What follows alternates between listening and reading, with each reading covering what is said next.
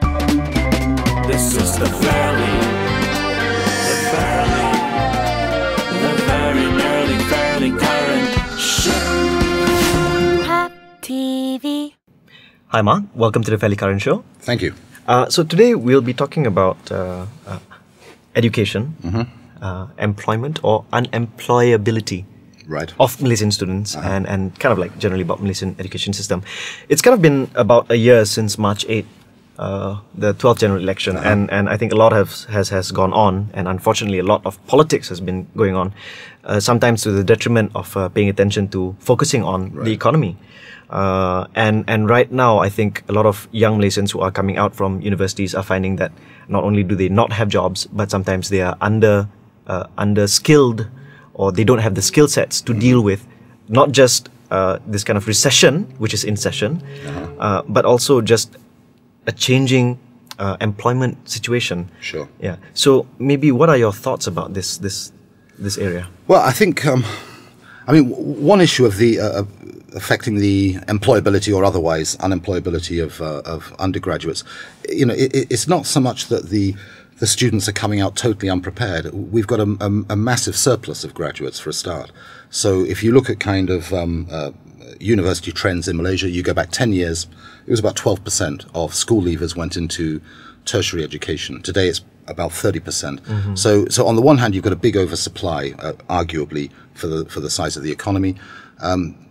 Another issue is that the way in which planning has been done, i.e. we want 48,000 IT graduates by year X, has kind of pushed lots and lots of students perhaps into areas where they've come out and found that there is no booming IT industry, and they move into service sector. One fear is that this could also happen to the biotech boom that is supposedly taking place. So there's a lot of money gone into this, huge resources in terms of infrastructure and so on. But if you don't have the human resource to run these kinds of knowledge-intensive industries, really what's the point of putting the money in the first place? So part of it is a question of planning. Partly is a question of, I guess, responding to the emergencies that we're facing now. Yeah, because the for example, a lot of companies are shutting down, or they're really not hiring. Right. And really we can't look at things getting back to kind of business as usual, at least until 2010.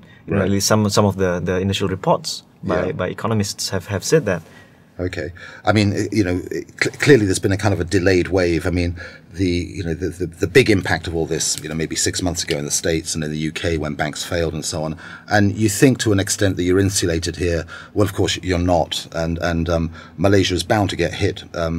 I would think fairly heavily in terms of the manufacturing industry, simply because it's hugely reliant on exports of finished goods to the West. So that's something that they are really going to have to plan for. I think you're seeing it in the labour market now, aren't you, with the repatriation of foreign workers in the lower paid jobs. Malaysians are going to have to make some kinds of readjustments to keep those sorts of industries going. Okay, and can you talk a little bit about the education system in a way, and what is that system or the lack thereof? I mean, that is maybe, is it able to tackle this problem, this situation? Yeah, I mean, the education system gets blamed for a lot in Malaysia. I think perhaps under rather difficult circumstances they're doing as well as they can. I mean, it's almost as if at higher education levels they're sort of fighting with one arm tied behind their backs part of the time. Partly, of course, because of political intervention. I mean, it's legitimate to argue that the public universities are publicly funded institutions, therefore they owe a duty to the government and ultimately to the taxpayer. I guess the question is whether or not the universities are producing the kind of graduates that the workplace needs. But there's the counter argument to that, which is that universities aren't training factories. They're not there to produce workers for industry. I think employers have to take a certain amount of responsibility in terms of what they have to do for retraining especially fresh graduates when they come in. And I think, universities really ought to be places where higher order thinking is inculcated in students. I heard on the radio literally a couple of days ago, and I think they were talking about how there's a discussion about giving the universities more autonomy. Right. I think in terms of deciding their own academic curriculum. Sure.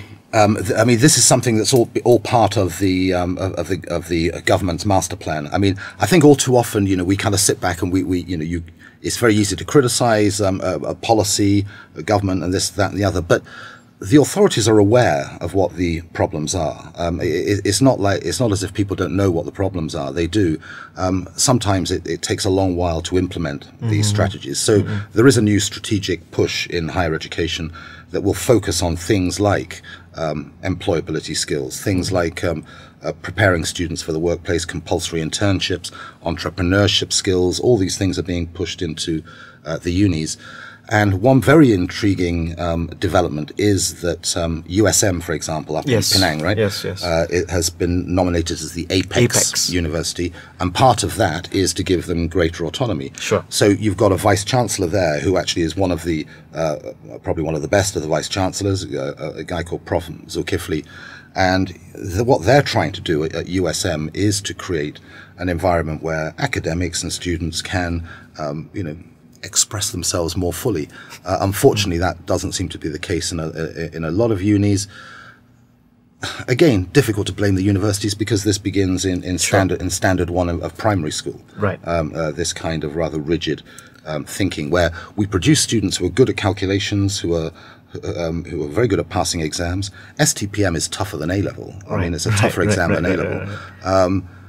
They're very good at doing that, but they lack, a range of other skills that, which is why Malaysian students send their kids overseas. I guess that's why education in Malaysia, or just about anywhere else, will continue to be not a fairly current issue, but a constantly current issue. Constantly, yeah. You could talk about this, and this is before we get on to maths and English, maths and science and English, before we get on to a whole host of other issues. I mean, just in terms of the employment. Sure. Very quickly, Mark. You're with LCCI, and there's some updates or some new developments. Yes. Well, I mean, one thing that LCCI has done, London Chamber of Commerce and Industry is an exam board. The first exams in Malaysia were actually held in the 1930s. First international exams for LCCI were held in 1897, 120 years ago in Mumbai. So it's got a very international focus, and the focus is vocational. The idea is that students develop the competencies during their maybe 12-month to 18-month diploma to go straight into the workplace and to function. So we're not talking about kind of high-level accountancy. It's a program or it's a series of programs. We do English as well, and marketing and retail management, a host of things. But one of the things we're doing is introducing an employability skills module that can be tacked on to internship programs. Right. And it basically covers these things that students need when they get out into the workplace. Okay. Office politics is very important. It's about finding a job, it's about keeping the job, it's about developing yourself during the job. And in the UK has been used, interestingly, in a couple of big government departments, the health service, for example, as a tool to prepare staff for retrenchment. So it's not really just pitched at kids. It's like you could use it in industry. Guys, in the next 6 months, you are going to be laid off.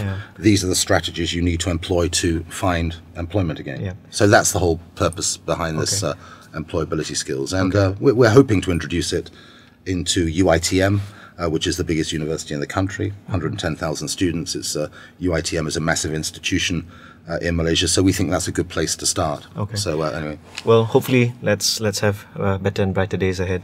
Thanks so much for being on the show. Okay, thank you very much. Nice to meet you. The unwelcome word of the week is koyak. Koyak. Failure. Similar to kantoi. From the Malay, to tear. As if your life's plans were a piece of paper that just got ripped apart. Even though she was in a bikini, Britney Spears' performance was considered to be koyak.